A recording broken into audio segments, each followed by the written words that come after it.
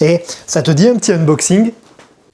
C'est pas trop le concept de la chaîne. Pourquoi, c'est quoi? C'est le jeu Royal d'Our. Ah, mais là c'est pas pareil. Un des plus anciens jeux de plateau connus. Vas-y, fais-toi plaisir. Allez.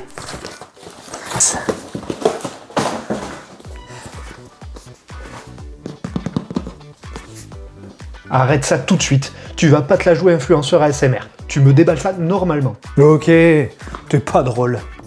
Bon, alors voyons ce qu'on a. Alors, ça ressemble à ça. L'arrière de la boîte. Donc là, il est censé y avoir une tour pour jeter les dés, normalement. Oh! Les règles du jeu, important, hein? Des cartes pour rappeler les règles. Alors, c'est marrant, il y a la carte de la Mésopotamie dessus. Hein? On voit la cité d'Our en bas.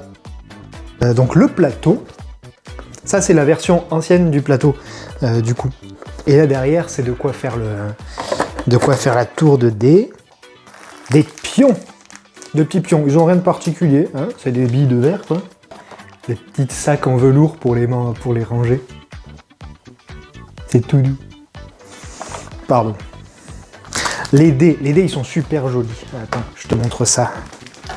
Regarde ça.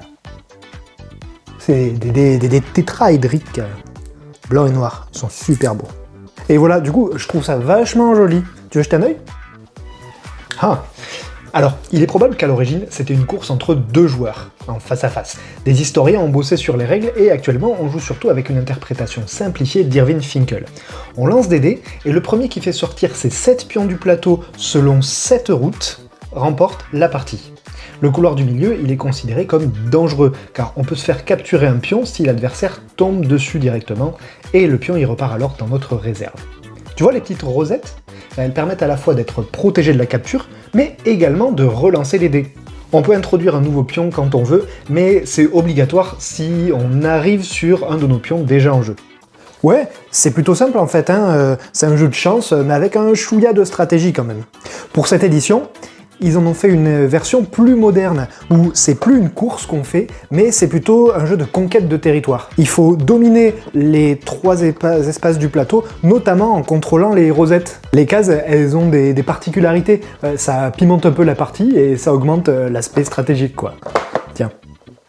Ah cool! Eh mais tu sais qu'il existe des règles historiques plus complexes qui viennent de l'histoire particulière du jeu? J'expliquerai ça dans une deuxième partie de la vidéo. Oui, très bien. En attendant, on fait une partie? Allez, je prends les bleus.